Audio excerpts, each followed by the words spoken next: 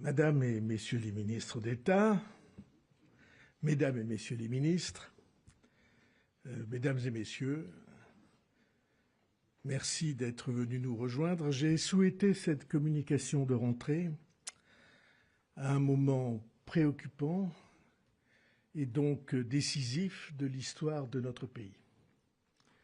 C'est un moment d'hésitation et de trouble, et je considère que ce moment impose une clarification. On connaît le contexte de cette rentrée. La planète ne tourne pas bien. La loi internationale qui, jusqu'à maintenant et depuis des décennies, imposait que soient respectés tous les pays du monde, quelle que soit leur taille, avec des droits égaux, cette loi est bafouée. Les grands empires ont choisi désormais d'imposer leurs lois par la force militaire, avec l'assaut jamais interrompu de la Russie contre l'Ukraine, héroïque, tragédie du Moyen-Orient, depuis le pogrom du 7 octobre jusqu'aux événements qui se sont déroulés jusqu'au Liban, jusqu'à l'Iran et jusqu'à Gaza. Épreuve de force commerciale, avec une concurrence déséquilibrée et déloyale sur des centaines de productions de la part de la puissante Chine, domination avec les politiques de droits de douane unilatéralement imposées par les États-Unis de M. Trump. Et puis, épreuve de force monétaire. Il y a des dévaluations qui se présentent comme des dépréciations, mais qui ont exactement le même effet et qui faussent la concurrence. Et je pourrais continuer comme ça les scénarios multiples des épreuves de force.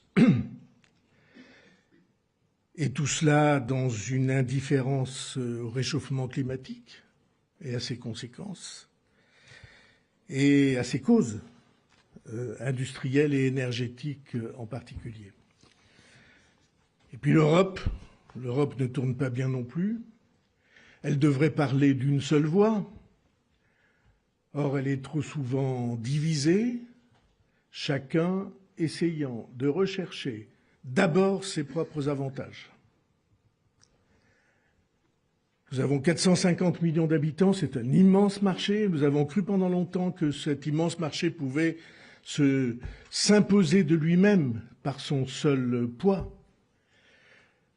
Une puissance scientifique, technologique, industrielle, mais en dépit de l'effort constant qui a été celui de la France et singulièrement du président de la République, une impuissance politique. Mario Draghi, cette fin de semaine à Rimini, a prononcé une formule que je crois nous pouvons tous faire nôtre.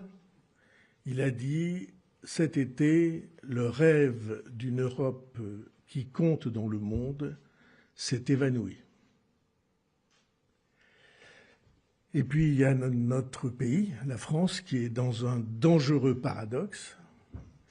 Un pays incroyablement doué dans tout ce qui est au sommet de la pyramide de l'œuvre humaine, du savoir, des sciences, des mathématiques, de la chimie, de la génétique, de l'algorithmique, du quantique, et puis des technologies et productions de pointe.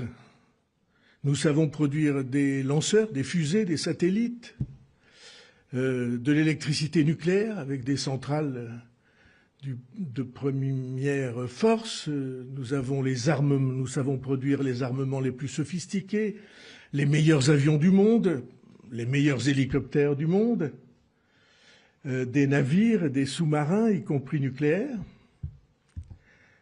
des automobiles de qualité, pharmacie, chimie, la culture, le luxe, l'agriculture et l'agroalimentaire.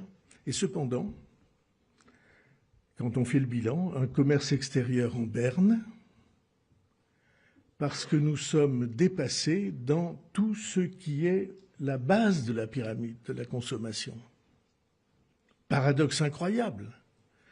Plus fort au sommet de la pyramide, plus faible à la base de la pyramide. Dans tout ce qui est l'équipement de la maison, l'électroménager, tout ce qui fait la vie de tous les jours.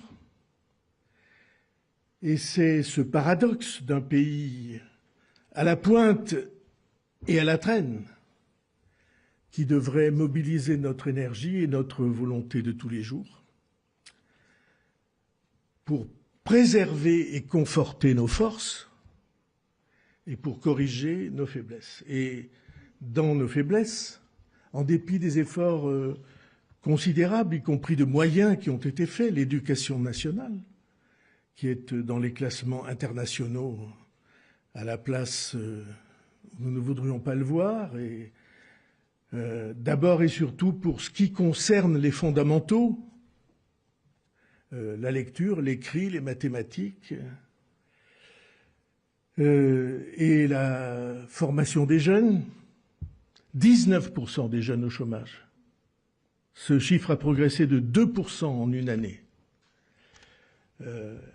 Et cependant, paradoxe suprême, un jeune sur 5 au chômage et les entreprises ne trouvent pas de jeunes pour s'engager, pour progresser, pour prendre des responsabilités, pour construire des situations qui vont préparer évidemment l'installation dans la vie, et ne serait-ce que pour prendre la succession des commerçants et des artisans qui s'en plaignent tous. Nous devrions tous nous battre avec acharnement pour la réindustrialisation du pays, dans toutes les filières que nous avons ou que nous devrions avoir à portée de la main, et autour desquelles nous devrions rassembler les pouvoirs publics et les grandes entreprises. Alors je sais combien des efforts ont été déployés ces dernières années, pas dire le contraire, pour créer les conditions du redressement de tous ces secteurs, de l'école, de l'emploi, de la création d'activités, avec des progrès notables mais insuffisants. Voilà ce qui devrait mobiliser notre volonté, la volonté de la nation, protéger et cultiver nos incroyables atouts et corriger d'urgence nos faiblesses. On aurait tout pour cela. Mais un danger immédiat pèse sur nous, auquel nous devons faire face, non pas demain ou après-demain, mais aujourd'hui même, sans retard d'aucune sorte, sans quoi l'avenir nous sera interdit et le présent durement et lourdement aggravé. Notre pays est en danger parce que nous sommes au risque du surendettement. Notre pays est en danger.